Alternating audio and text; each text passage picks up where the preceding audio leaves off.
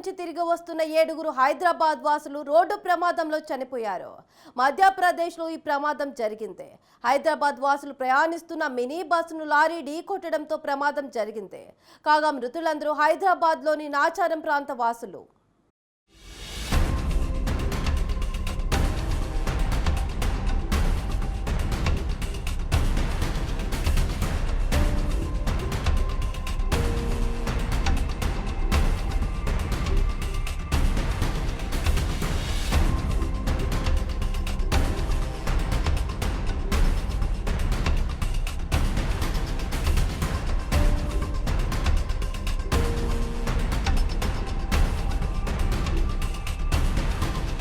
మహాకుంభమేళా నుంచి తిరిగొస్తుండగా జరిగిన రోడ్డు ప్రమాదంలో 7 తెలుగువారు చనిపోయారు.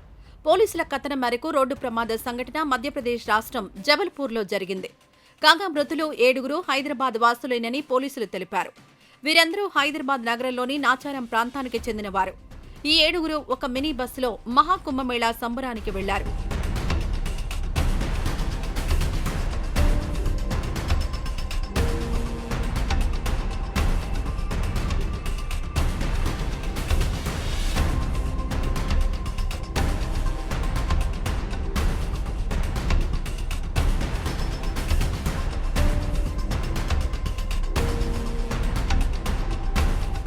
త్రివేణి సంగమంలో పుణ్య స్నానాలు ఆచరించారు.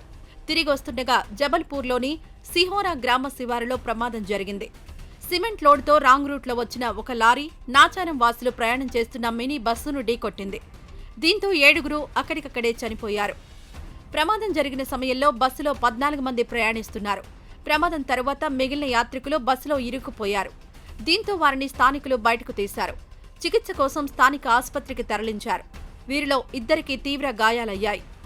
ప్రమాదానికి గురైన మినీ బస్సు నెంబర్ APW1525గా ఉంది.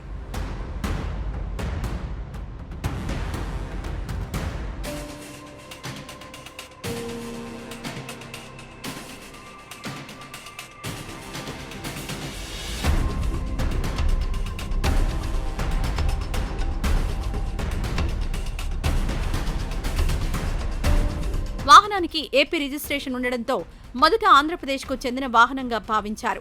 అయితే మృతుల వద్ద లభించిన ఆధార్ కార్డులను చూసి వారిని నాచారం వాసులుగా గుర్తించారు.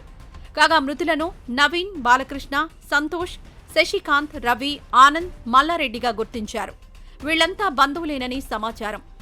ఇదిలా ఉండగా ప్రయాగ్రాజ్కు రోజురోజుకు భక్తుల తాకిడి పెరుగుతోంది. కాగా మహాకుంభమేళా ఫిబ్రవరి 26న ముగియబోతోంది.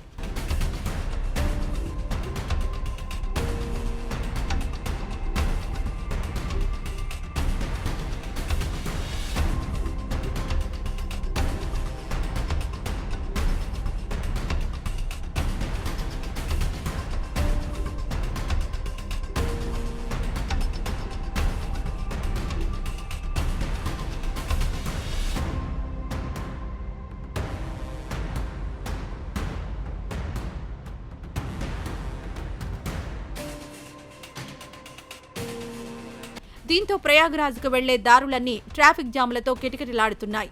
ఈ నేపథ్యంలో వాహనాల రద్దీని నియంత్రించడానికి అధికారులు కొత్తగా ఆంక్షలను తీసుకువచ్చారు. తాజాగా మహాకుంభమేళా ప్రాంతాన్ని నో వెహికల్ జోన్గా మార్పు చేశారు. ఉదయం 4 గంటల నుంచి సాయంత్రం 5 గంటల వరకు ప్రయాగ్రాజ్ను నో వెహికల్ జోన్గా ప్రకటించారు.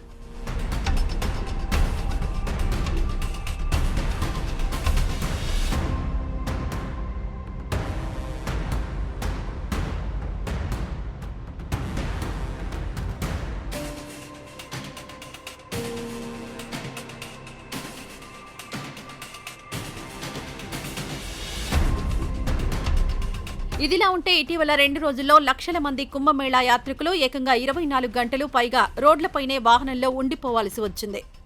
జబల్పూర్ ప్రయాగ్రాజ్ మార్గంలోని జాతీయ రహదారిపై దాదాపు 350 కిలోమీటర్ల మేర వాహనాలు ఎక్కడికక్కడ నిలిచిపోయాయి. ఈ ఘటన ప్రపంచంలోనే అతి పొడవైన ట్రాఫిక్ జామ్గా చరిత్ర పుటలకెక్కింది. కాగా మహాకుంభమేళాకు ఒక ప్రత్యేకత ఉంది. 114 సంవత్సరాలకు ఒకసారి వస్తుంది మహాకుంభమేళా. ఈసారి జనవరి 13న మహాకుంభమేళా ప్రారంభమైంది. ఫిబ్రవరి 26 వరకు ఈ ఆధ్యాత్మిక సంబరం కొనసాగుతుంది.